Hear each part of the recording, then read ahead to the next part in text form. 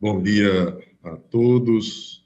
Hoje, 23 de abril do ano 2025, 29, desculpe, às 8 horas, declaro aberta a sessão da Câmara Criminal do Executivo Tribunal de Justiça do Estado do Rio Grande do Norte e questiono os pares com relação à ata da sessão anterior. Alguma observação? Nenhuma, presidente. Pela aprovação. Aprovado. Expediente alguma? Não há, excelência. Não há. Comunicações, indicações e propostas. Eu tenho aqui um bom dia aí aos meus pares, aos amigos, colegas, desembargador Saraiva, desembargador Ricardo. Agradecer a compreensão dos advogados, do Ministério Público, servidores, uma vez que, em face da minha ausência, o suporte dado aí para permitir a realização aqui por videoconferência. Eu não tenho nenhuma proposição a fazer e passo a palavra ao desembargador Saraiva Sobrinho. Também não tenho, presidente, senão cumprimentar a todos, a Vossa Excelência, a nossa assistência aqui, através da senhora advogada, senhores advogados. Obrigado, desembargador Ricardo Procópio. Também sem proposições, Excelência, apenas saudar a todos os presentes, especialmente os advogados e servidores, e arbitrar que tenhamos uma excelente sessão. Eu não estou presente do Ministério Público, me parece que na sessão passada foi a última participação do procurador doutor Anísio Marinho. Na sessão de hoje temos a presença... Bom dia, Excelência.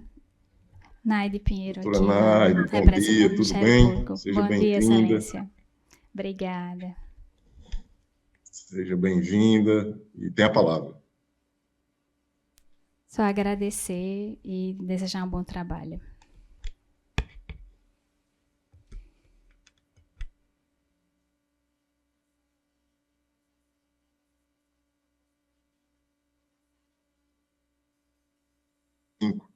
A origem, a primeira vara de execuções penal, o agravante Augusto Jonatas Brito Ribeiro, advogada inscrita para sustentação oral, doutora Milena Fernandes Canto.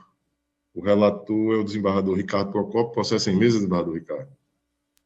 Presidente, processo em mesa. Infelizmente, eu estou com dificuldade de acesso aqui ao sistema, mas já adianto, Vossa Excelência e o desembargador Saraiva já devem ter acesso, que o meu voto está sendo encaminhado pelo provimento do agravo na linha de um julgamento recente em que restou vencido o doutor Roberto Guedes. Está sendo negado o provimento na primeira instância, está sendo negado o benefício da progressão de regime. Eu estou dando provimento para conceder, porque não há, na minha visão, nada que obste a concessão. Se a doutora Milene dispensar... Eu manifesto também, presidente, estou acompanhando o relator. Dispensa a sustentação. Saudando Vossa Excelência. Só um instantinho. Só um minutinho.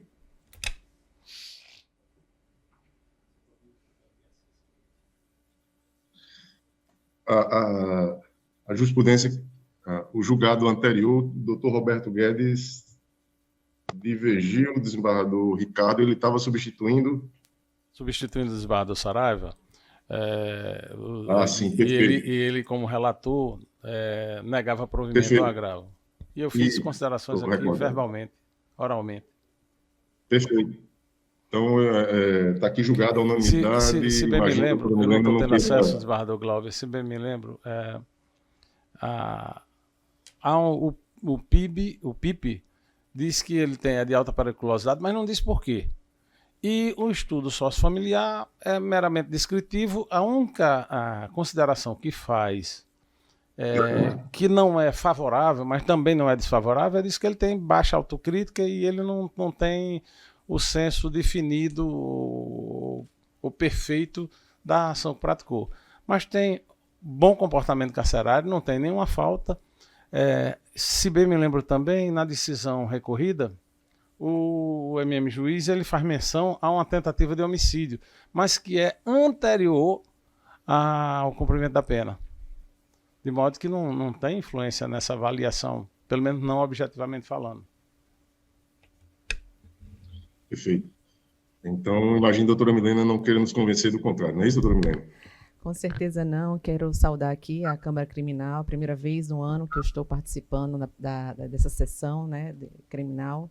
Há muitos anos aqui eu não venho aparecendo, mas essa oportunidade de sustentação oral ainda vai vir. Dispenso nesse caso específico. Foi muito bem pontuado, desembargador Ricardo Procópio. Os detalhes desse processo faz toda a diferença, e isso foi com atenção visto, e com certeza eu fico satisfeita, né, com o resultado que fez cumprir aí a justiça com relação ao agravado. Muito obrigada. Obrigado, doutora Milena. Processo julgado à unanimidade nos termos do voto do relator. O seguinte é o número 13, o habeas corpus número 80.5625, de 76, ano 2025, impetrante doutor João Vieira Neto, paciente JC da S, autoridade coatora, primeira vara criminal da comarca de Nísia Floresta. Relatoria própria. E deixa eu ver aqui.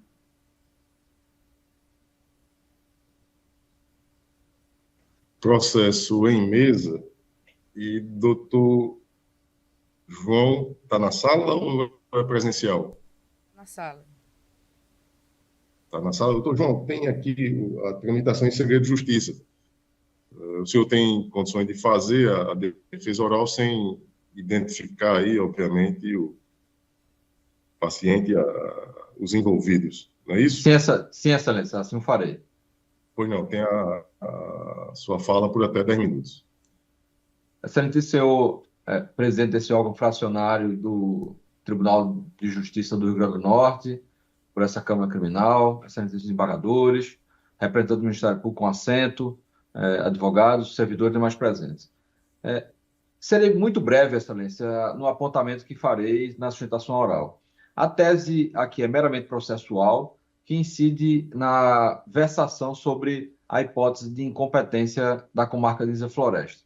Os fatos que são remontados, e por bem Vossa Excelência já pontuou, é que seria um delito de estupro, em que a vítima ela residia na cidade natal e reside na cidade natal.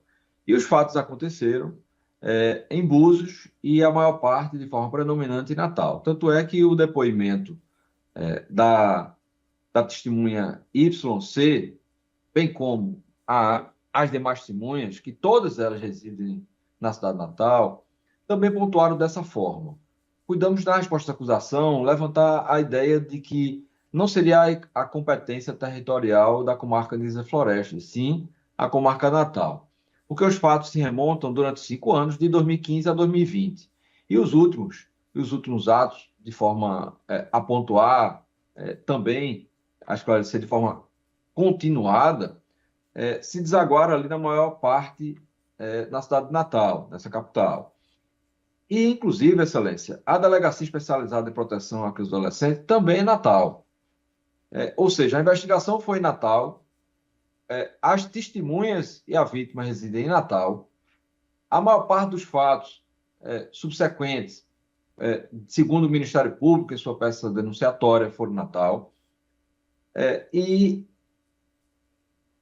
o inquérito, como Vossa Excelência pode perceber, a portaria foi instaurada em Natal, o boletim foi feito em Natal, as testemunhas residem em Natal, como bem disse, e queria me reportar, ao fim e ao cabo, Excelência, de um julgamento em precedente do ministro Rogério Schepp no RESP 1.570.596, que ele diz o seguinte: o Tribunal de Origem justificou o deslocamento da competência por entender que o local mais favorável à produção da prova é a comarca de Jataí, naquele caso específico, onde foi instaurado o inquérito, onde fica o domicílio da vítima, dos réus e da maioria das testemunhas, e também onde a vítima supostamente foi vista pela última vez. Esse caso, Excelência, ele pode se amoldar à tese ventilada nesse habeas corpus, em razão de que a vítima reside em Natal, a investigação foi em Natal, os fatos de produção da prova seriam mais favoráveis se fosse em Natal. Haverá um deslocamento, sim, de todos a comarca de Nisa Floresta. Em tese, Excelência, nós estamos aqui buscando para que seja reconhecida a competência da comarca de Natal e que seja redistribuído o feito para que seja julgado, processado e colhida toda a prova instrumental na cidade de Natal, com base no artigo 78, inciso 2 do Código de Processo Penal. São essas breves considerações que faço para ajudar Vossa Excelência em síntese nessa breve sustentação oral. Obrigado, doutor João. Essa jurisprudência que o senhor fez referência é um julgado qual aí? Do STJ. Mas qual É o RESP 1.570.596 de Goiás, do ministro Rogério Schede. Nós estamos aqui julgando um habeas corpus, né? Então, que tem as suas limitações e que certamente não é o meio adequado para se questionar aí essa definição de competência. Tem um incidente próprio que deve ser utilizado. Então, eu, considerando esta questão, eu não, em harmonia com o parecer da 14ª Procuradoria de Justiça, eu não conheço da ordem e não enxergo arbitrariedade que justifique a concessão de ofício. É o meu voto. E só para aproveitar, doutor Jonas sempre tem nos visitado, e imagino que seja algum erro aqui na pauta, que a OAB do senhor ainda está com Pernambuco. Já tem a do Rio Grande do Norte? Não. Jonas? É João. Doutor João. Doutor João Vieira Neto, OAB Pernambuco 21471, é isso? Sim, exato. Eu não tenho ainda a OAB do Rio Grande do Norte, Excelência, porque... competência territorial aí, já que estamos discutindo, aproveitar, né, e fazer a inscrição aqui no Rio Grande do Norte, doutor João. É porque o limite estabelecido pelo provimento do Conselho Federal, Excelência, são 5. Mas eu tenho o senhor aqui com uma frequência que me permite compreender que já tem mais do que 5 processos. Não, tenho não. Na verdade é que as causas, em verdade, elas nos trazem muito trabalho. E aí eu tenho buscado bastante o tribunal. Na verdade, eu só tenho 3, por enquanto. Não, está convidado a se inscrever no bem mais. Assim eu farei, em breve. Vamos aqui ao julgamento, desembargador Saraiva Sobrinho. Vossa Excelência. Desembargador Ricardo. Também acompanho, presidente. Então, julgado ou não tendo voto do relator. Seguinte. Agradeço, número... Abraço, doutor João. O número 3, na ordem cronológica, é o agravo em execução penal número 80.1301, dígito 43, ano 2025. A origem, primeira vara regional de execução penal, agravante Aleph Bezerra dos Santos, a advogada doutora Eduarda Lima Bezerra. O relator é o desembargador Ricardo Procópio. Está em mesa, desembargador Ricardo? Mesa, presidente. Processo em mesa, doutora Eduarda, a senhora tem até 10 minutos para a sua defesa oral. Obrigada, Excelência. Inicialmente, eu gostaria de cumprimentar o desembargador relator, Ricardo Procópio. Gostaria também de saudar os demais desembargadores, o senhor presidente, Glauber Rego, e também o desembargador Saraiva Sobrinho. Na oportunidade também, gostaria de saudar a representante da Procuradoria, né, a doutora Naide, que se faz presente na sessão de hoje, e os demais serventuários e colegas advogados que se fizerem presentes aqui nesta sessão de forma presencial ou virtual. Excelências, trata-se de agravo em execução, no qual a primeira vara da Regional de Execução Penal da Comarca de Natal indeferiu o pedido de progressão de regime do agravante. E a decisão atacada indeferiu o pedido baseado basicamente em 2 principais fundamentos. O primeiro teria sido o fato de que o agravante teria cometido novo crime durante o cumprimento da sua primeira condenação, tratando-se, portanto, de uma falta grave na ótica do juízo de primeiro grau. E o segundo fundamento teria sido o fato de ele ter sido avaliado no PIP, que é o Plano Individualizador da Pena, como de alta periculosidade. E aqui, com todas as vênias desta defesa, mas a defesa entende que o juiz de primeiro grau e os seus argumentos não merecem prosperar. Primeiro, Excelências, porque a gente sabe que a LEP, a Lei de Execuções Penais, traz no artigo 102 que a forma de cumprimento de pena ela se dá de maneira progressiva, razão pela qual, no cumprimento dos requisitos subjetivo e objetivo, o benefício, então, deve ser concedido, né? A progressão para um regime menos gravoso deve ser favorecido àquele que está pleiteando. E aqui, no caso dos autos, o agravante, ele tem o requisito objetivo reconhecidamente já como estando apto, né? Tanto o juiz do primeiro grau como o Ministério Público, em suas contrarrazões, fizeram essa ponderação de que o requisito objetivo estava atendido, porém, no que tange ao requisito subjetivo, não foi o que aconteceu, né? O juiz entendeu que o agravante não tinha preenchido a contento o requisito subjetivo.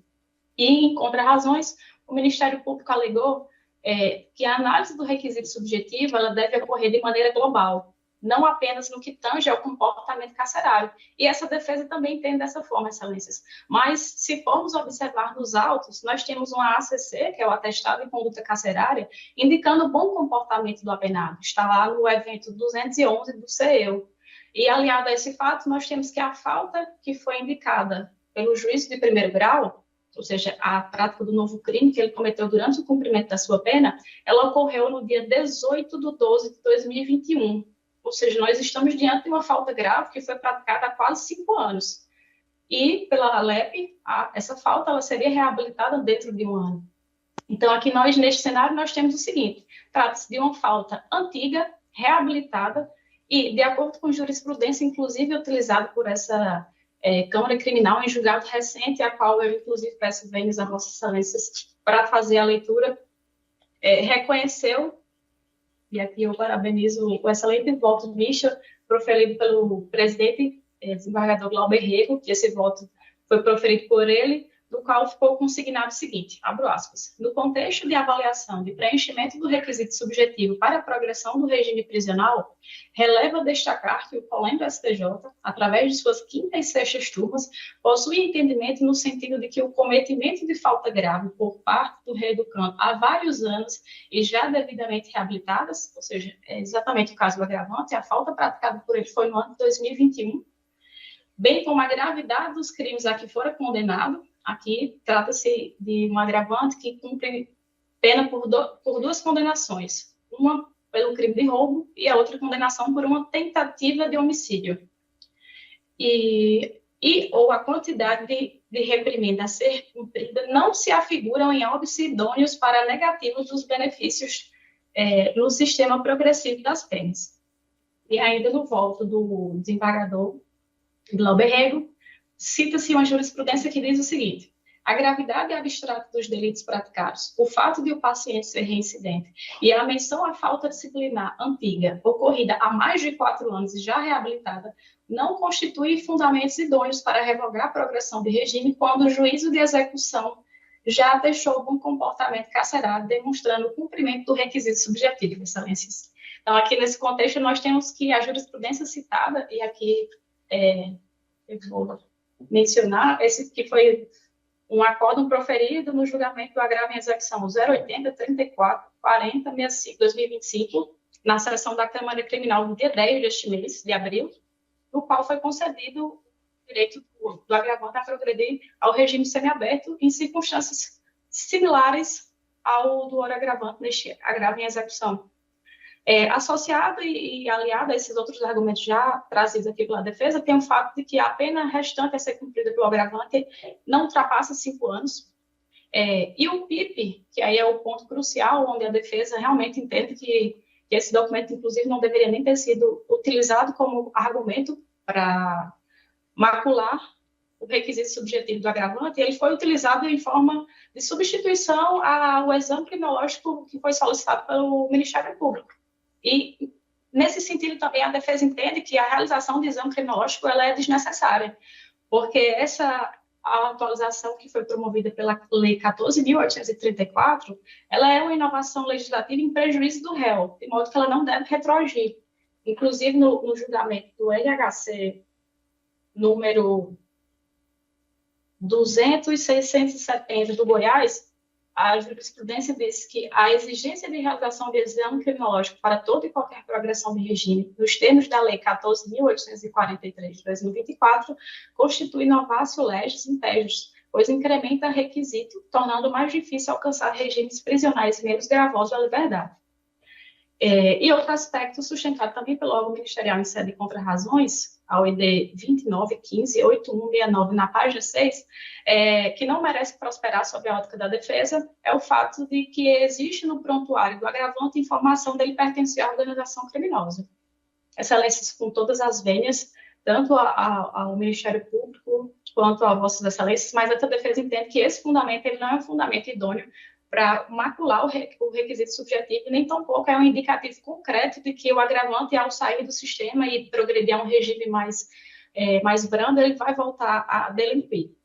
Pelo contrário, o agravante está aproveitando as oportunidades que está tendo dentro do sistema, inclusive fazendo curso, estudando. Eu deixei de juntar aos autos, junto com o agravo, a certidão, né, a certificação da conclusão do curso dele, porque, infelizmente, a unidade não disponibilizou a tempo, mas ele se mostrou na última visita, inclusive realizada nessa última sexta-feira, bastante esperançoso, muito ansioso de rever a família, de voltar ao seio social, de ver o seu filho, de buscar oportunidades de trabalho.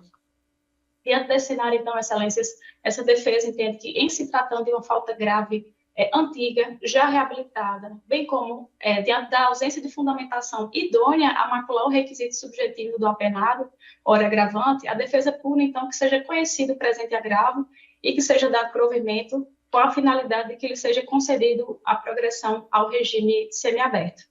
De modo que esses são os termos em que pede a defesa e, por fim, de maneira bem especial, eu dedico essa minha primeira sustentação oral ao meu pai, que não está mais presente, mas foi muito importante na minha caminhada da advocacia e a quem eu devo muita gratidão, amor e saudade. Obrigada, Excelências.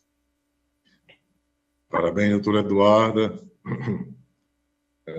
Com a palavra, o relator, desembargador Ricardo Procópio. Agradeço, presidente.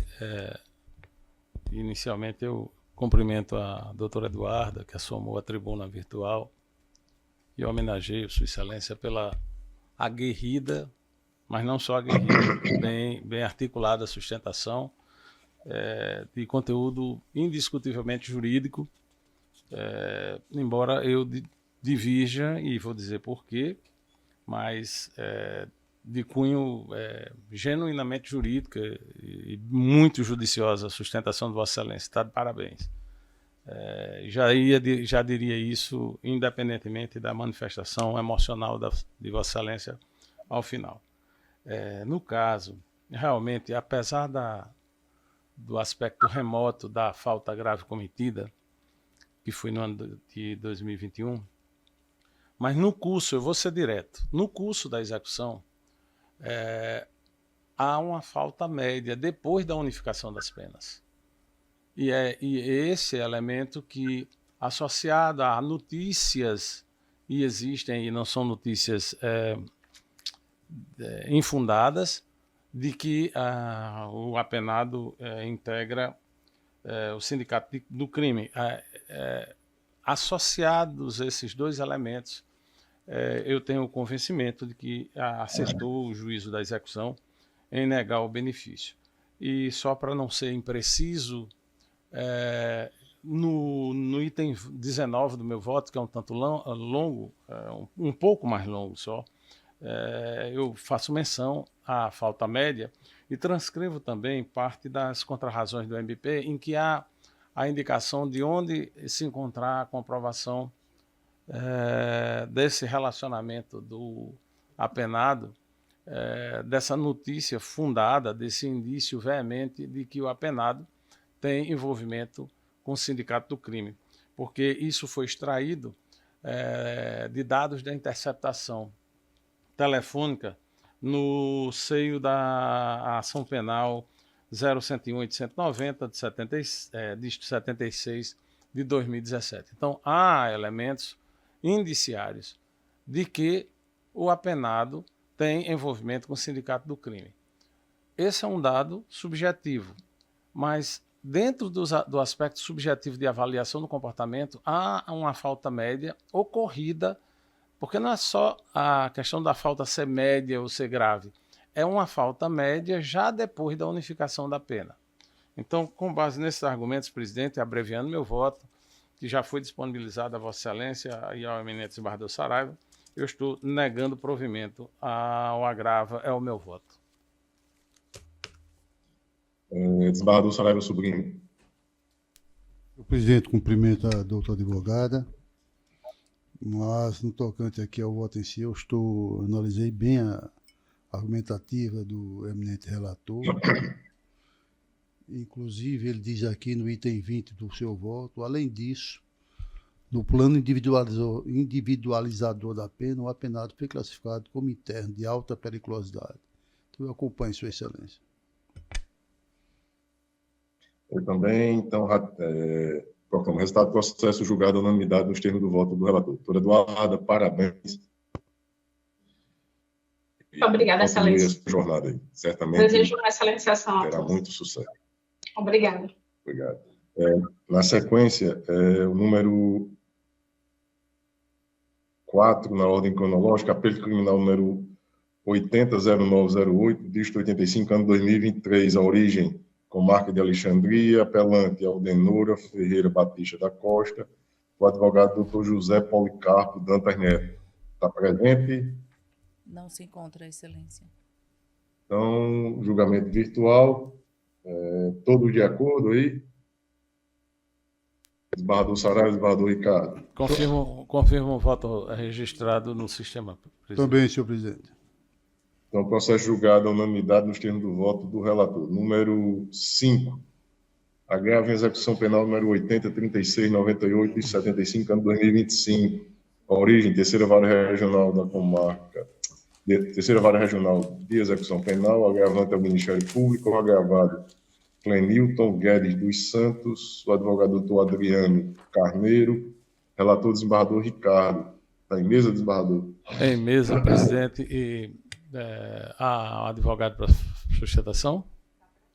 Está presente, sim. Está negando provimento, né? O agravo do Ministério Público, e eu estou encaminhando meu voto pelo desprovimento.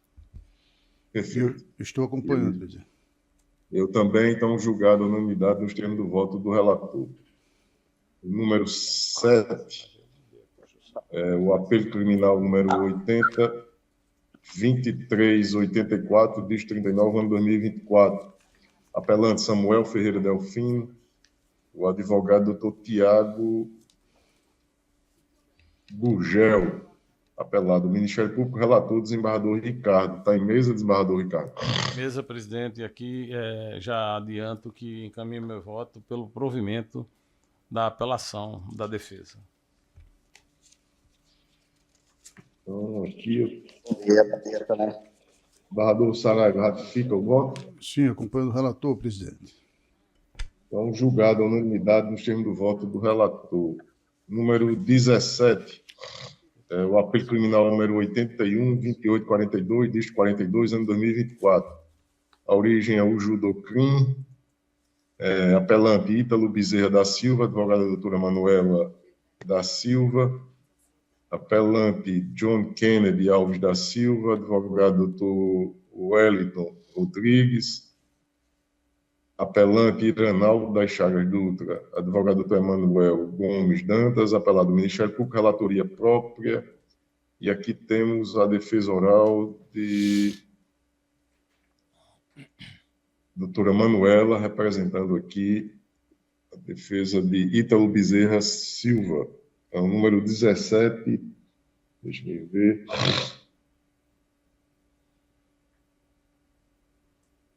Processo em mesa. Doutora Manuela, está na sala? Não se encontra, Excelência. Tá? Estou na sala, Não, sim, Excelências. Tinha visto. Doutora Manuela, está na sala? Estou na sala. Bom dia, doutora Manuela. Bom dia. A senhora tem até 15 minutos para a sua defesa oral. Perfeito. Excelências, como já tivemos as primeiras formalidades, eu vou dar início à minha sustentação oral.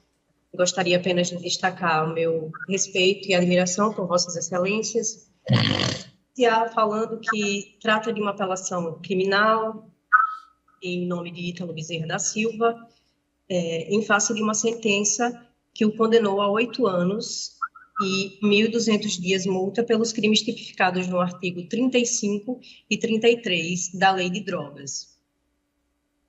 É importante iniciar afirmando que Ítalo Bezerra é um senhor de 70 anos de idade, passou a vida inteira trabalhando como taxista, réu primário, ostenta bons antecedentes, jamais esteve em toda a sua vida envolvido com qualquer tipo de atividade criminosa ou relações criminosas, e por uma infeliz ironia do destino foi trazido a uma ação penal como réu, em razão de 2 corridas realizadas por ele no ano de 2021.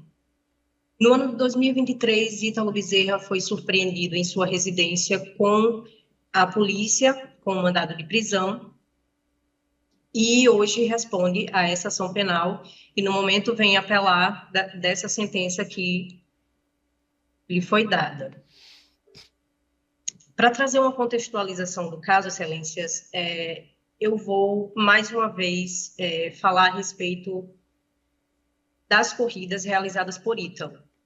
Foram 2 corridas, uma no dia 10 de junho de 2021 e a outra no dia 22 de junho de 2021.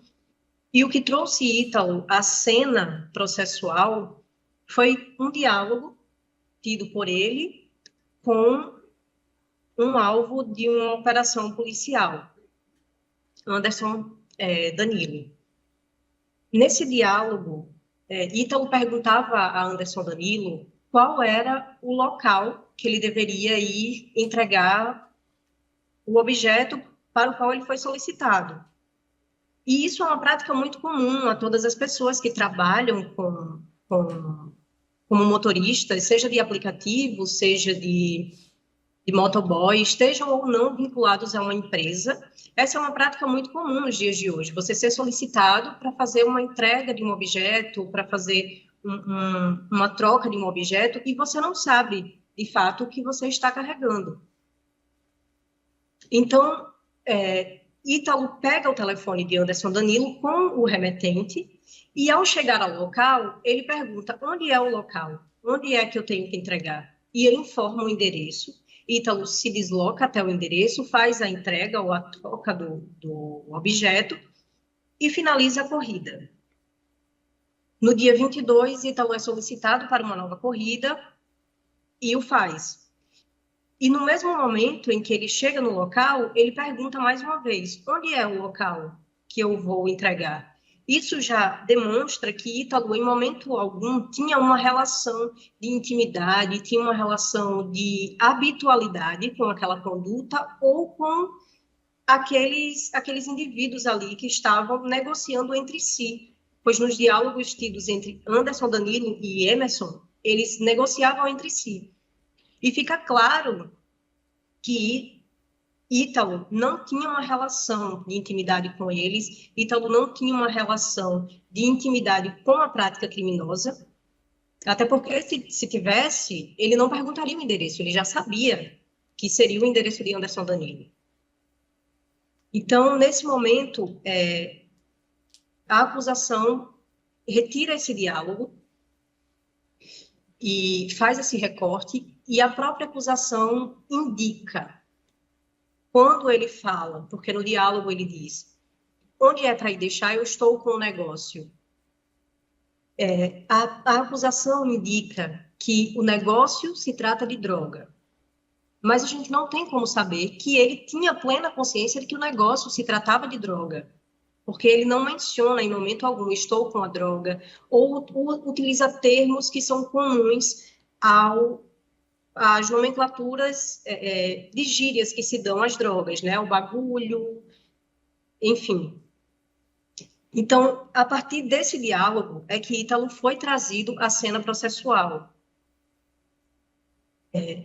Nesse momento, a defesa vem falar a respeito da ausência de um estandarte probatório confiável, capaz de condenar ou sustentar uma condenação por um crime tão grave, por 2 crimes, na verdade, tão graves como o tráfico de drogas e associação para o tráfico. Nos diálogos não existe nenhuma comprovação ou nenhuma contundência capaz de sustentar que Ítalo sabia o que estava carregando, que Ítalo sabia que estava sendo um veículo para o aparelho do tráfico, né? Então, nesse sentido, o que a defesa traz é que não há um estandarte probatório, para além da dúvida mais razoável, capaz de sustentar uma condenação criminal. E o direito americano entende o estandarte probatório para além da dúvida mais razoável um conjunto de provas tão robusto que os julgadores seriam capazes de entregar a decisão mais importante de suas vidas àquele conjunto probatório. Então, eu faço uma pergunta a Vossas Excelências. Vossas Excelências entregariam a decisão mais importante de suas vidas a esse conjunto probatório trazido ao voto condenar uma pessoa que nunca esteve envolvida com crime, aos crimes de tráfico de drogas e associação para o tráfico? A defesa entende que esse conjunto, né, esses 2 diálogos, são completamente insuficientes para sustentar essa condenação. E, em razão disso, por não haver a demonstração de que houve uma consciência do agente em praticar o crime de tráfico de drogas, em razão da ausência do ânimo, da demonstração do ânimo associativo, da permanência, da estabilidade, que são pré-requisitos mínimos para a configuração do crime de associação para o tráfico. 2 corridas no intervalo de 12 dias não comprova estabilidade e permanência capazes de sustentar uma condenação pelo crime de associação para o tráfico. Que a defesa requer que seja reconhecido o benefício do princípio do pro réu. Os diálogos, eles trazem uma possibilidade de se pensar se ela quer cometer esse crime, mas ainda assim, eles não respondem às suas dúvidas. Em razão disso, a defesa pede o reconhecimento do indúbio pro réu. Não há nenhuma demonstração da culpabilidade do réu. Não há nenhuma demonstração da culpabilidade do apelante. E sem a demonstração da culpabilidade do apelante, não tem como afastar um princípio absoluto, que é o da presunção da inocência. A gente inicia um processo penal com uma única presunção, que é a de inocência. Não é a presunção de culpabilidade. Então, o que a defesa requer, em primeira tese, é a absolvição total de tráfico de drogas e associação para o tráfico, em razão de não comprovação do cometimento do crime, da culpabilidade do réu, da participação consciente do réu para os crimes. Não entendendo pela absolvição total, a defesa requer que o réu seja absolvido do crime de associação para o tráfico, em razão de não haver demonstrada a estabilidade, a permanência e o ânimo associativo, e entendendo pela absolvição do réu no crime de associação para o tráfico, a defesa requer que seja reconhecido o parágrafo 4º do artigo 33 e a pena seja redimensionada ao mínimo legal em razão da sua primariedade, de ostentar bons antecedentes, de não estar envolvido, dedicado a atividades criminosas ou envolvido com organizações criminosas. E com o redimensionamento da pena, a defesa requer que seja convertida a pena restritiva de liberdades em penas restritivas de direitos. Excelências, eu gostaria de finalizar minha sustentação fazendo, de fato, um apelo.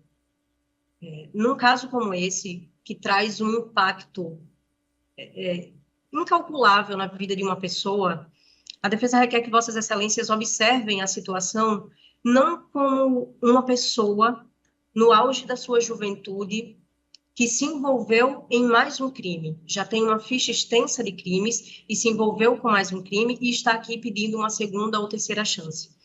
A defesa requer que Vossas Excelências olhem para o caso como uma pessoa que passou a sua vida inteira lutando para manter sua postura idônea diante da sociedade, nunca se envolveu com crime, nunca esteve relacionado com pessoas envolvidas com crime, e que está aqui diante de Vossas Excelências, por meio da defesa, pedindo para que seja aplicado em seu benefício o benefício da dúvida e a presunção de inocência, que seria a mais perfeita justiça nesse momento. Obrigada pelo tempo de Vossas Excelências e finalizo aqui. Obrigado, doutora Manuela. Esse processo, ele decorre da Operação Trem-Bala. E eu vou, com a anuência dos pares,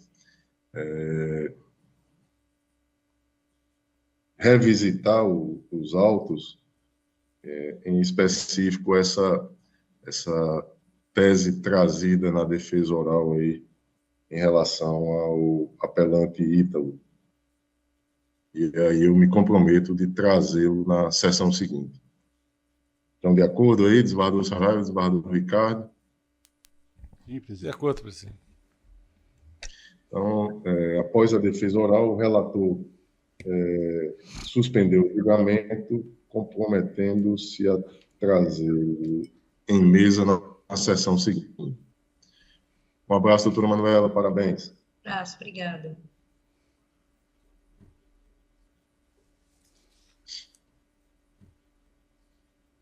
Número 18, apelo criminal número 10.0459, dígito 03, o ano 2013.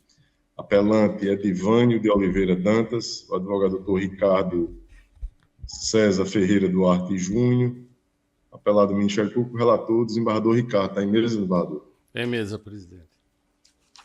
Doutor Ricardo César está na sala? Não se encontra, desembargador Cláudio. Sim? Não se encontra, desembargador Cláudio. Não se encontra. Então, julgamento virtual, processo julgado à unanimidade nos termos do voto do relator.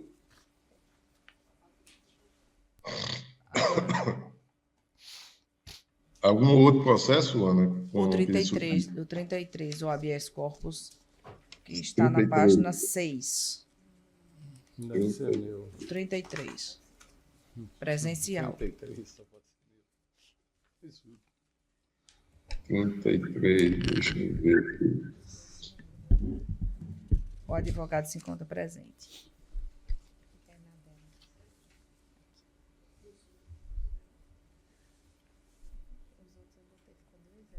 Da Costa, autoridade 4 horas, juiz de direito da 11ª Vara Criminal da Comarca de Natal. Relator, desembargador Ricardo Procopio. Está em mesa, desembargador? Mesa, presidente. Está em mesa, doutor Diego. Tem a fala por até 10 minutos. Muito obrigado, excelência. Desde já desejo a todos um excelente dia. Quero aqui saudar Vossa Excelência, presidente desta Câmara Criminal, na pessoa de quem saúdo também os demais desembargadores, doutor Saraiva Sobrinho, doutor Ricardo Procópio, e é sempre uma honra poder realizar sustentações orais aqui nessa Câmara Criminal. Excelências, esse caso, e assim, tão breve quanto o tempo regimental me autoriza, pretendo apenas trabalhar algumas questões relacionadas a esse pedido de habeas corpus para que Vossas Excelências reconhecessem a extinção da punibilidade da querelada. E antes de mais nada, é necessário pontuar que esse caso deve ser julgado sob uma perspectiva de gênero, posto que a querelada, que foi acusada pelo querelante, ela foi sua ex-companheira e passou anos de sua vida convivendo com essa pessoa, que é advogado, e utilizando de sua capacidade postulatória, finda por ingressar com inúmeros processos contra diversos familiares da querelada, bem como contra a própria querelada, e esse é apenas mais um dos processos que ele ingressou contra ela, justamente tentando, ao que parece, minar, fazer com que ela se intimide diante desses fatos, tendo em vista que, por ser advogado, possui capacidade postulatória e ele não necessita pagar advogados, ela, por outro lado, precisa sim pagar advogados, considerando nesse ponto, inclusive, uma violência aparentemente patrimonial. Tá? Então, partindo desse primeiro ponto, tenho como objeto do presente habeas corpus, excelências, 3 elementos que não são de fato e não são elementos que manejam ou que necessitam de uma dilação probatória, mas são meramente aspectos jurídicos. E o primeiro ponto é, ao que me parece, a argumentação do juiz de primeira instância ao não reconhecer a extinção da punibilidade se fundamentou na questão referente ao artigo 806 do Código de Processo Penal, no qual fala sobre os dispositivos gerais do Código de Processo Penal referente às custas processuais para atos no curso do processo, e o artigo 806 do Código de Processo Penal em nenhum momento fala sobre as custas necessárias para o ingresso de uma demanda através da queixa-crime. Então, inaplicável o artigo 806 do Código de Processo Penal por questões topográficas e questões hermenêuticas propriamente dito. Segundo ponto, o artigo 54 da Lei 9.099 também não se aplica nesse ponto, com entendimento já acostado aos autos desse habeas corpus, inclusive de HC, originário aqui desta Câmara Criminal, em que o Supremo Tribunal Federal entendeu que o artigo 54 ele não se aplica ao GCRIM, mas, devido à sua topografia, se aplica única e exclusivamente ao juizado especial cível. Então não há que se falar no artigo 54 também para a aplicação e a possibilidade de ingresso no juizado especial através de queixa-crime sem o pagamento das devidas custas. Inclusive, isso é ressaltado por resoluções e portarias internas desse egrégio Tribunal de Justiça, que diz que o querelante em ação de iniciativa privada, ele deve sim pagar as custas processuais. Então, não sendo aplicado o artigo 54 do juizado especial, bem como inaplicável também o artigo 806 do CPP, deveria o querelante ter pago já na apresentação, no oferecimento da sua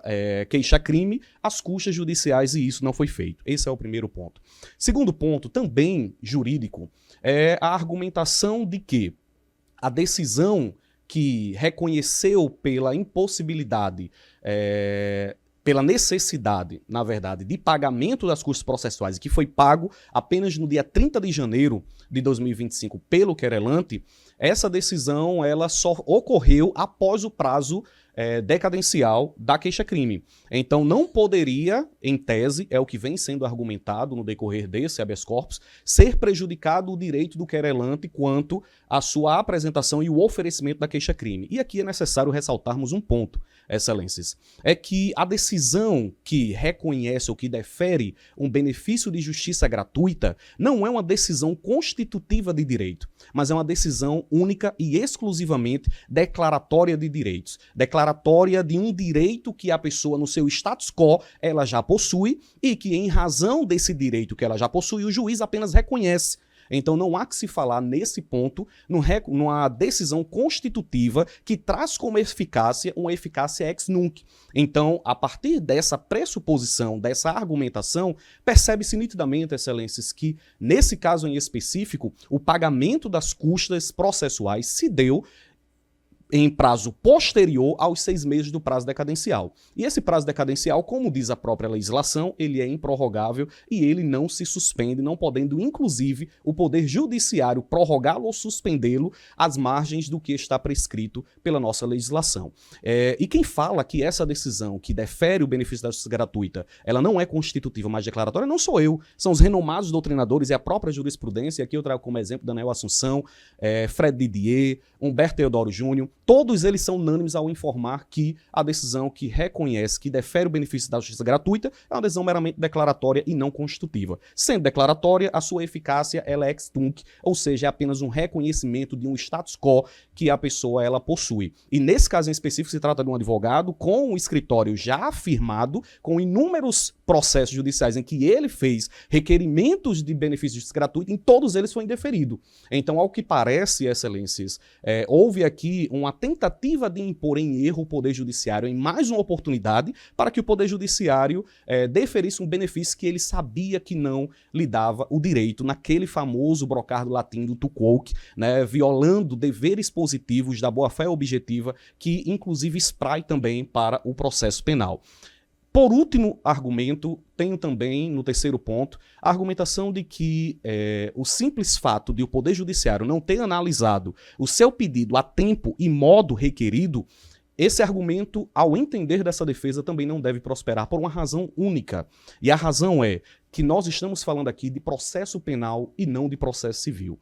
E no processo penal, embora a iniciativa da ação pela queixa-crime seja uma iniciativa privada, o direito vergastado, o direito obtido, o direito imposto é um direito público. E sendo direito público, nós estamos falando de pretensão punitiva do Estado, onde a querelada, que é a maior interessada na resolução dessa demanda, é ela o objeto direto da pretensão do Estado relacionada à punição. Então a iniciativa, ainda que seja privada, essa iniciativa privada não retira o caráter público da pretensão punitiva. E essa pretensão punitiva, essa interpretação que está sendo dada de que ele não poderia ter violado o seu direito, não deve prosperar simplesmente pela natureza jurídica da própria ação penal, do próprio direito processual penal, que objetiva justamente impor a ela essa punição. Então, Excelência, se há que dar uma interpretação jurídica para não desprivilegiar um direito ou um interesse que o querelante possuía, isso deveria ser em benefício da própria ré e não em benefício do querelante que está ali buscando o interesse do Estado na punição.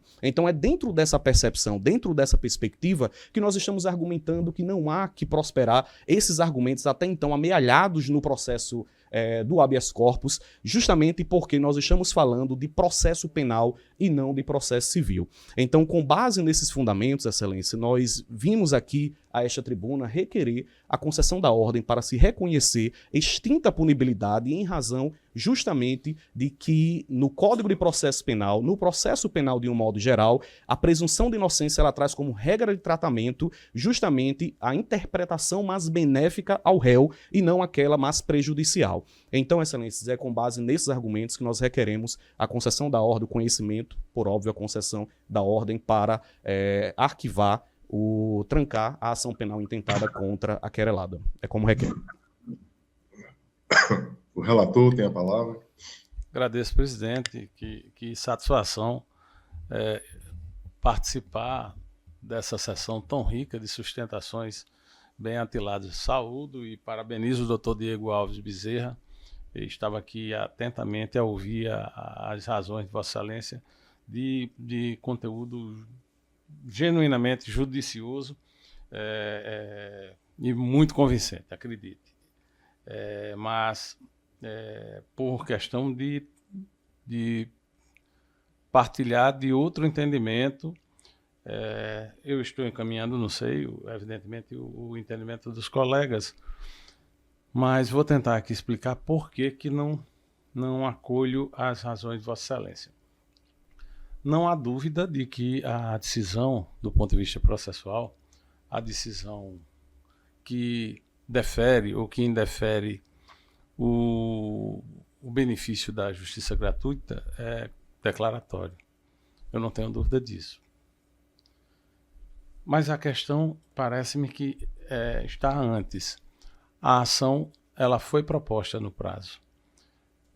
Apesar de ser peremptória a dicção do artigo 806 do Código de Processo Penal, mas essa dicção ela cede, o comando que emana dessa dicção cede a um princípio maior, que é o princípio do acesso à justiça, o princípio do controle jurisdicional indispensável, previsto lá no artigo 5º, inciso 35, salvo engano, 35 ou 36 da Constituição da República. O querelante, ele ajuizou a ação no prazo decadencial previsto na lei. É fato que, em razão do comando do artigo 806, ele teria que ter pago as custas, mas ele apresentou-se como alguém que poderia ser beneficiário da justiça gratuita. Fez o requerimento a tempo e modo, ou seja, ele fez o requerimento na própria petição da queixa. O que houve foi um retardo do Poder Judiciário na apreciação desse pedido que ele fez a tempo e modo. Então, o pedido foi endereçado ao juizado, mas mesmo sendo endereçado ao juizado, onde as custas são normalmente, via de regra, são são dispensadas no primeiro grau. Ele fez o pedido de gratuidade judiciária. O juízo dos juizados especiais declinou da competência porque a soma das penas máximas previstas para os crimes imputados na queixa ultrapassam a alçada do juizado. Nesse interregno entre o ajuizamento da ação, esse declínio de competência e a negativa da gratuidade judiciária, passaram-se mais de 6 meses. Mas aí a parte não pode ser penalizada no seu direito de ação pela mora a qual não deu causa. Mas antes disso, ajuizou a ação no prazo decadencial previsto na lei. Então é com base nesses argumentos, eu não vou nem ler a ementa, nem o voto que está disponibilizado para os colegas, porque a fundamentação do meu voto direcionado em sentido contrário às bem lançadas razões de Vossa Excelência são essas. De modo, presidente, que eu estou votando pelo conhecimento e denegação da ordem. É assim que voto. Desembargador Saraiva Sobrinho. Estou acompanhando o relator, presidente. Eu vou pedir vista, proclamo o resultado parcial, após o voto do relator conhecendo e denegando a ordem, acompanhado pelo desembargador Saraiva Sobrinho, pediu vista dos autos o desembargador Glauber Rego. Muito obrigado, excelências. Muito obrigado, bom trabalho.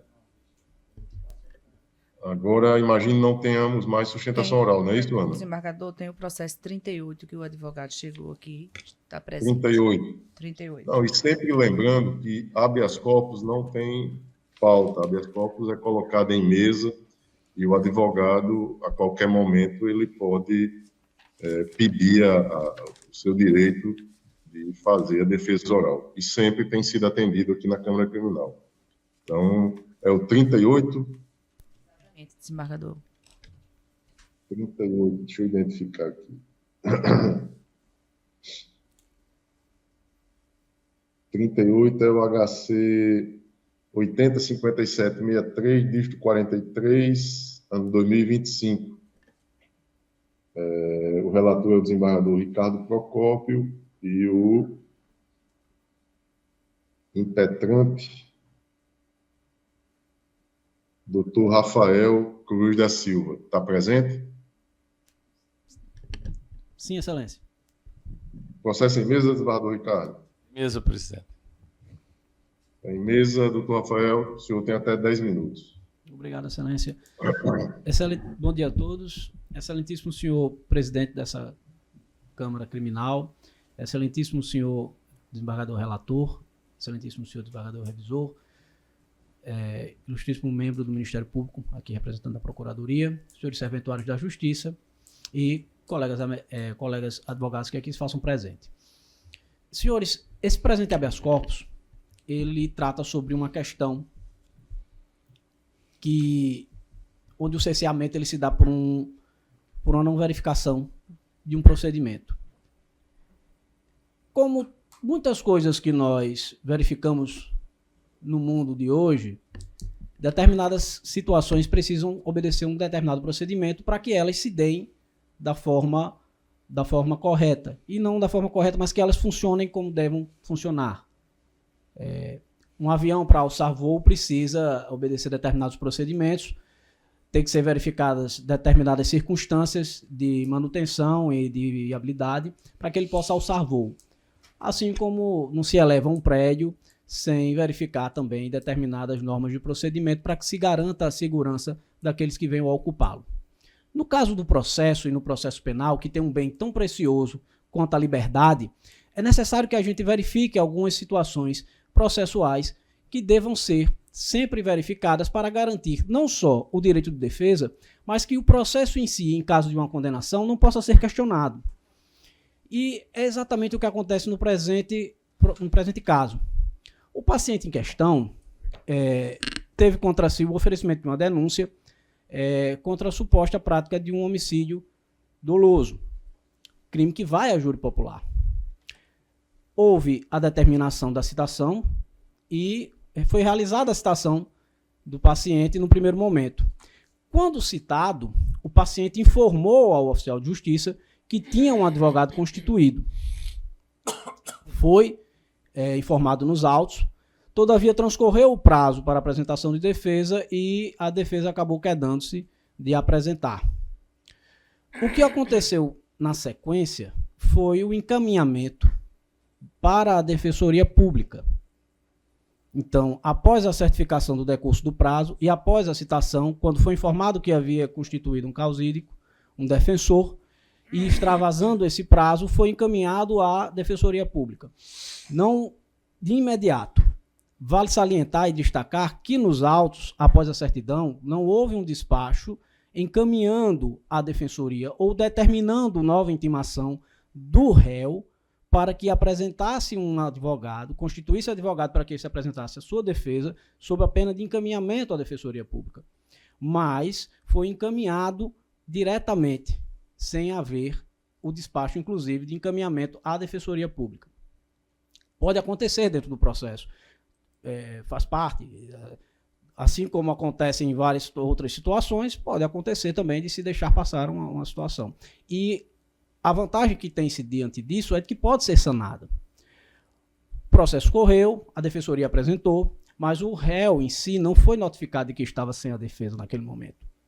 E o prejuízo para o seu exercício de defesa ficou demonstrado aí. Porque apesar de ter sido encaminhado à Defensoria, em momento algum ele teve contato com a Defensoria. No momento do esclarecimento, pedidos ao juiz em primeira instância, no caso, a situação, foi informado de que a matéria havia sido discutida em recurso.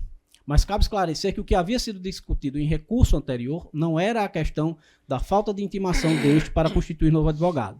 Foi sobre a ausência de intimação do mesmo para estar presente na audiência de instrução e julgamento. Então, com devido respeito à devida vênia à informação prestada, mas o objeto deste habeas corpus é diferente, tratando-se da ausência de intimação no primeiro momento para que ele constituísse um novo advogado. E o prejuízo para o paciente, nesse caso, restou demonstrado, porque ao correr o processo sem ter contato com a defesa técnica que ele poderia escolher de sua confiança, ou caso não pudesse ter a comunicação com a Defensoria, restou elementos prejudicados nesse processo que fizeram toda a falta quando chegou ao momento da pronúncia. Em razão disso, e em respeito à súmula 708 do Supremo Tribunal Federal, que a gente aqui traz para a interpretação nesse momento, não apenas pelo fato de que não foi constituída a defesa ou não foi ausente a defesa, mas que ele informou no processo que tinha advogado constituído, requer a concessão da presente ordem de habeas corpus para que sejam anulados todos os atos posteriores à certificação dessa intimação relacionada à não apresentação de defesa. Dessa forma, ciente da situação e aguardando o deferimento, nós rogamos aqui que seja deferida a presente ordem de habeas corpus. É como a defesa espera e desde já agradece a atenção e compreensão dos senhores. Embargador Ricardo.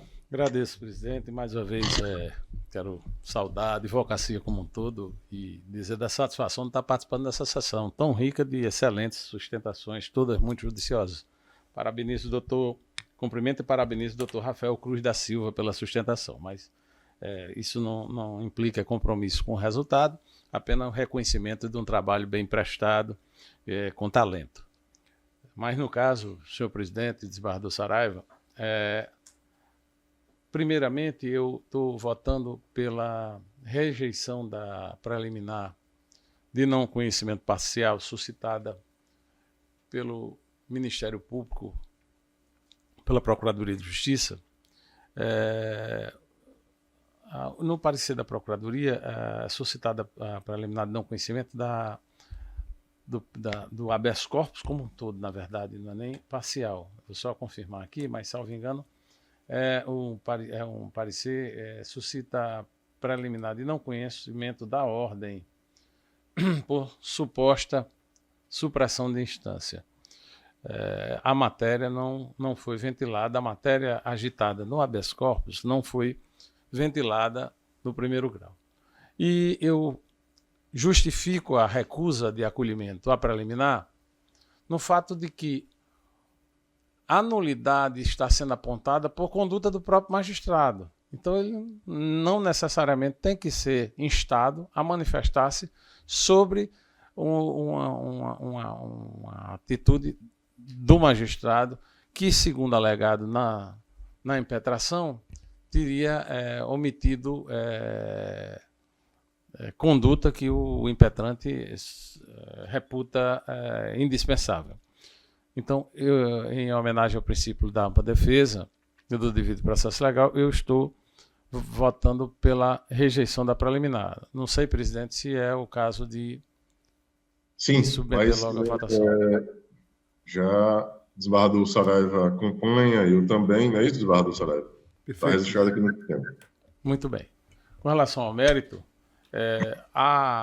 repito, a sustentação foi muito bem feita, mas o que há é que o mandado de citação conteve a advertência de que não apresentada a defesa, que é praxe essa advertência, inclusive, nos mandados judiciais, não apresentada a defesa, seria nomeado defensor dativo, perdão, a Defensoria Pública, porque aqui, salvo engano, inicia Floresta, não é isso, doutor? O processo se deu em João Câmara, excelência. João Câmara, mas uma comarca grande que tem atuação efetiva da Defensoria.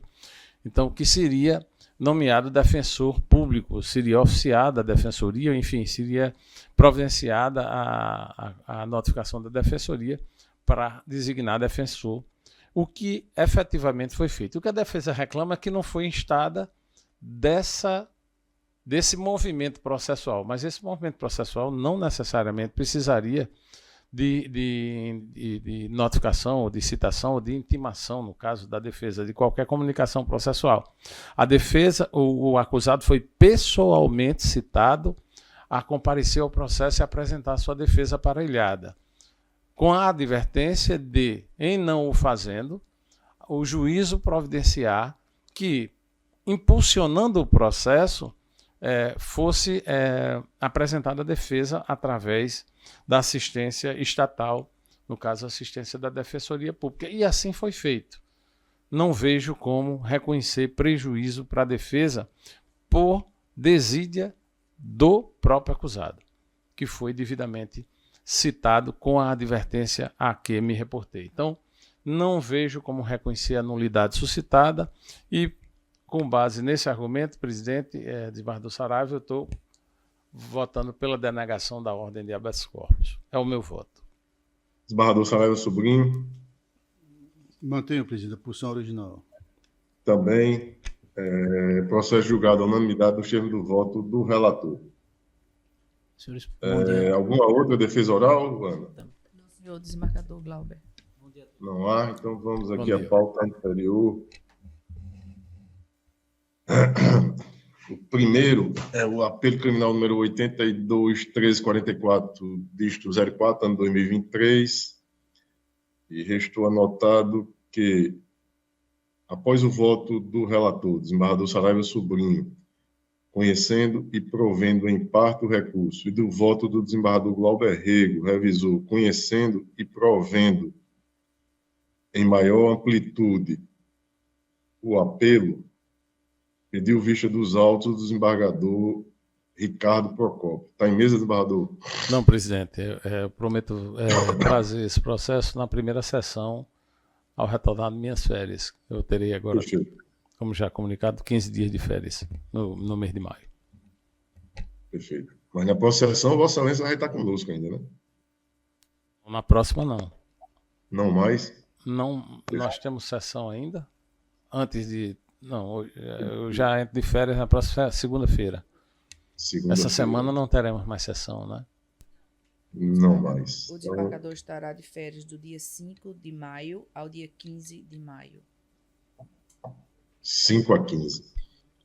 Então, retomaremos a ordem administrativa para definir aí a respeito. Vamos na sequência aqui, o número 2 apelo criminal número 805462, dígito 87, ano 2023. Origem, juiz de direito da terceira vara da comarca de Ceará-Mirim.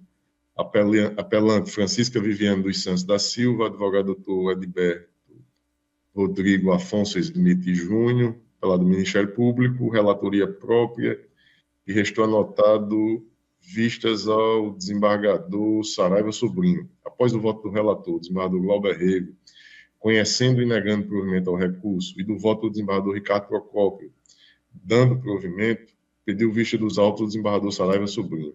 Em mesa, desembargador Saraiva. Em mesa, presidente. Estou acompanhando divergência, presidente. Perfeito. Eu vou trazer aqui...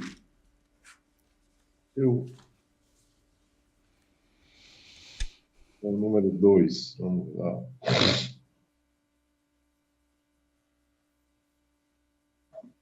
Ontem eu fui dar uma analisada a respeito da possibilidade de reconsiderar o meu voto e em face daquilo que o desembargador Ricardo trouxe com a sua divergência. No entanto, um olhar mais atento dos autos me fez ver uma questão que aí eu coloco,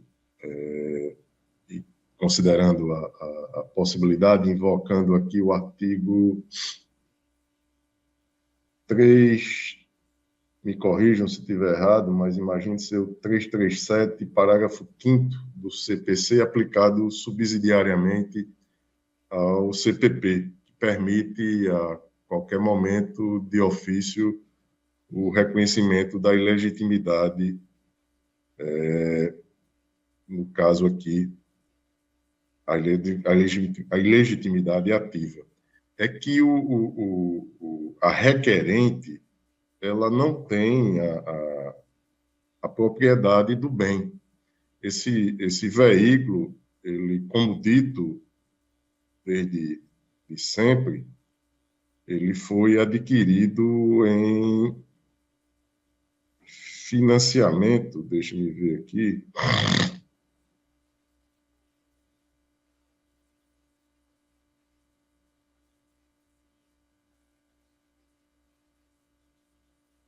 Está aqui, eu tive o cuidado de ver.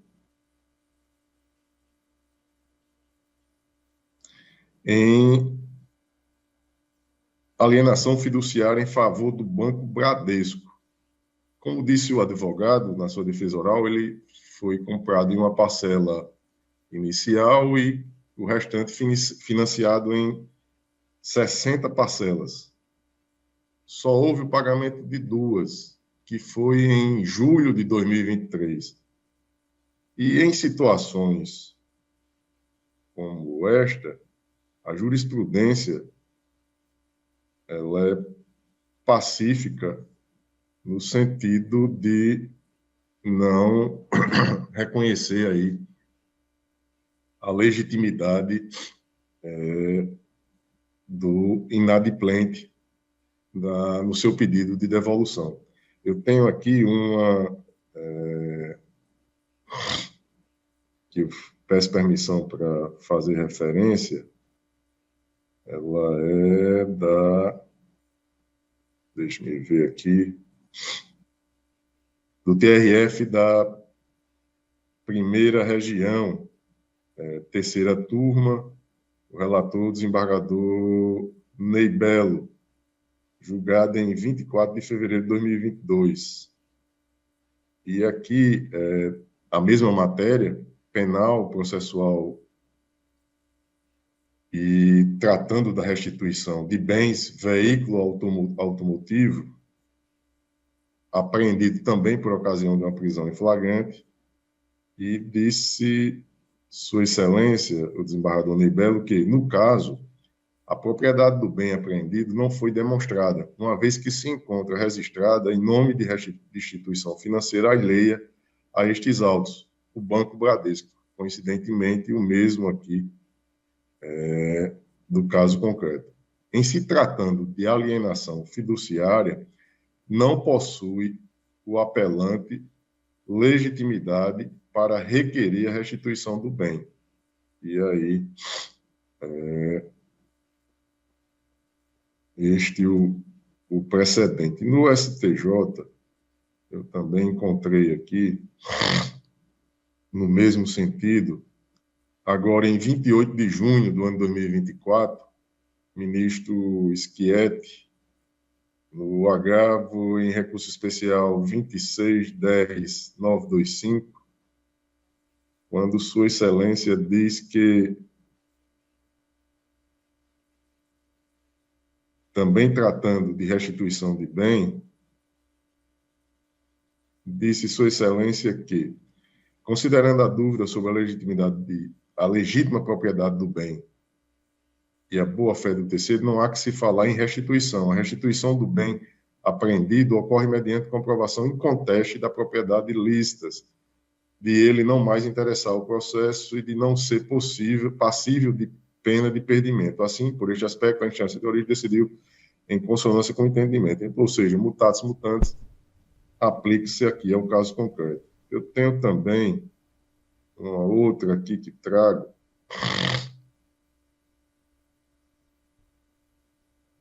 Essa do ministro Ribeiro Dantas, julgada na 5ª turma, julgada agora 23 de outubro do ano de 2023. Agravo regimental no ARESP, no agravo em recurso especial 24.16.966. E disse Sua Excelência que... Só um instante.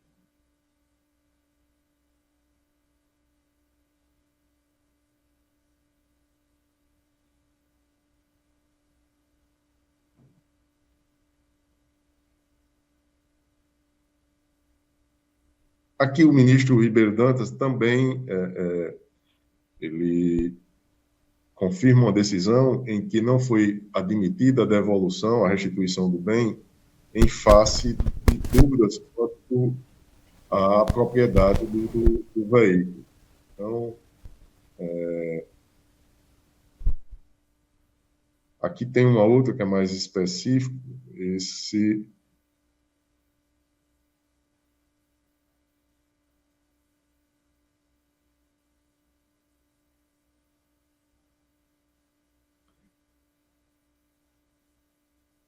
Não, imagino que seja suficiente.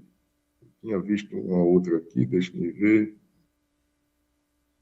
O STF, mas enfim, imagino ser suficiente para que eu possa, de ofício, reconhecer aqui a ilegitimidade, ainda que nessa etapa recursal, da requerente. E aí não conhecer do recurso. Tratando-se de uma questão suscitada de ofício, que seria uma preliminar, eu imagino necessário aí o opinamento do Ministério Público. Não é isso, doutora Naide?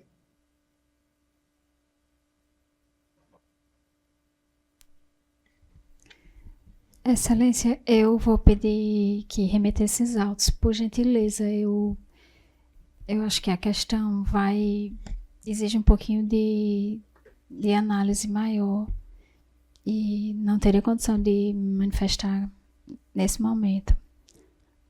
Perfeito.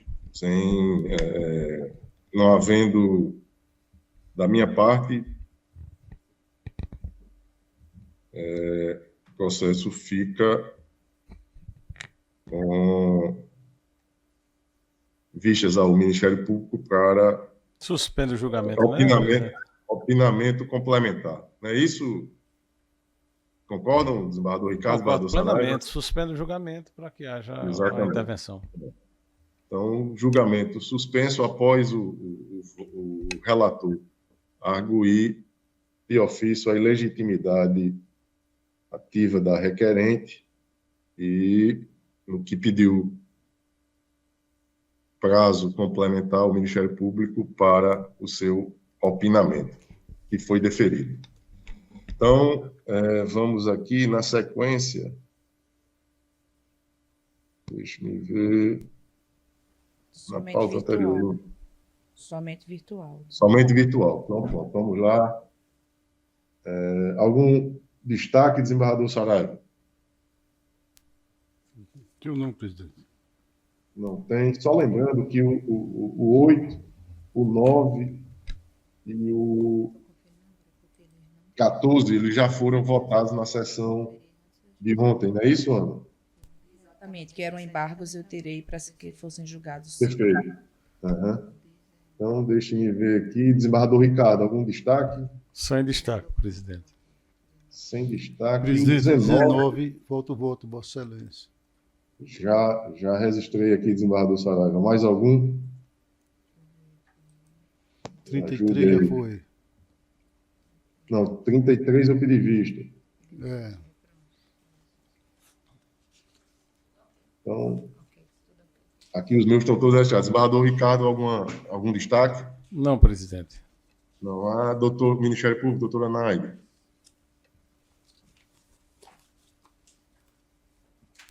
Excelência. Tendo algum destaque, doutora Naide? Não, Excelência, sem destaque. Ah, tá, obrigado. Então, antes de encerrar a sessão, eu retomo a ordem administrativa e só para a gente definir aqui, desembargador Ricardo vai ter férias hoje 29. A partir da próxima segunda, dia 5. Dia 5 até o dia 15, não é isso? Isso. E aí, com isso, teremos quem vai ficar substituindo, desembargador? Já sabe? Não, vou ver se falo com o Adivaldo hoje, mas talvez o doutor Roberto Guedes, né, que está no tribunal substituindo. Certo. Então, teremos, Ana, nesse intervalo aí, 2 sessões, é isso? 18 e 15. 8 e 15. Dia 8 e dia 15. Desembargador Ricardo não retorna dia 15, não? Para a sessão, não? Não. Eu só retorno no dia 19. No dia 19, então. Então, perfeito. Então, boas férias ao colega e amigo desembargador Ricardo. E com isso eu imagino que não... Sim, só mais uma informação.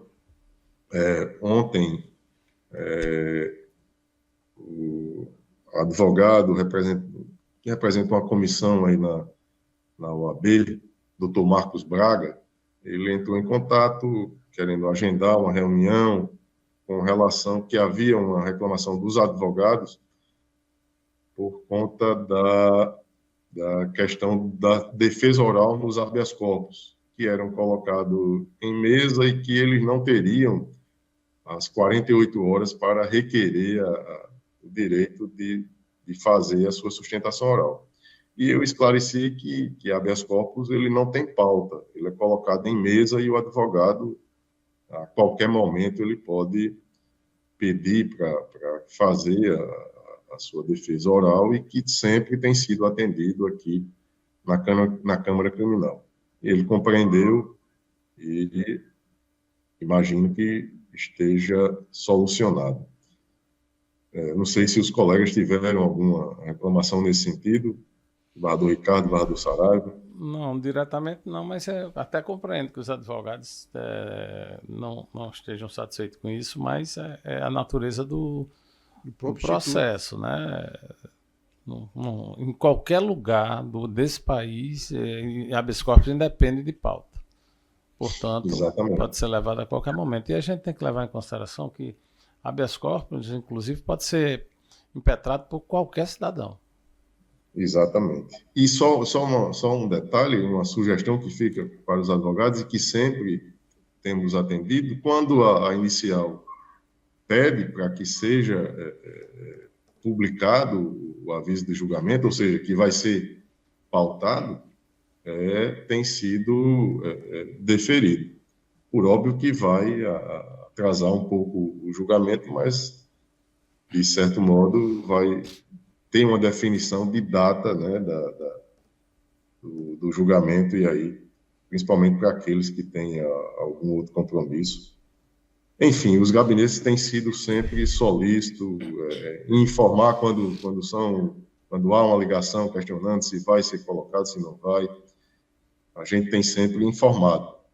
Mas imaginar que todos os habeas corpus sejam pautados, eu vejo como um prejuízo, em especial para os pacientes. Não sei se os pares aí concordam. Exatamente. A questão da celeridade que se quer imprimir em decorrência da própria lei não é só para atingimento das metas, não. É porque a natureza do Instituto exige que se julgue de forma expedita. Exatamente. Então, desembargador Saraiva, alguma coisa mais? Não, presidente, concordo perfeitamente com a argumentativa trazida por Vossa Excelência e desembargador Ricardo Procópio. E é exemplo de hoje, 2 advogados estiveram aqui e foram atendidos perfeitamente, fizeram sua defesa. Perfeitamente. Não pode prejudicar o cidadão, o paciente. Exatamente. Então, podemos encerrar? Sim, por favor. Então, declaro encerrada a presente sessão e até breve, se Deus quiser. Um abraço.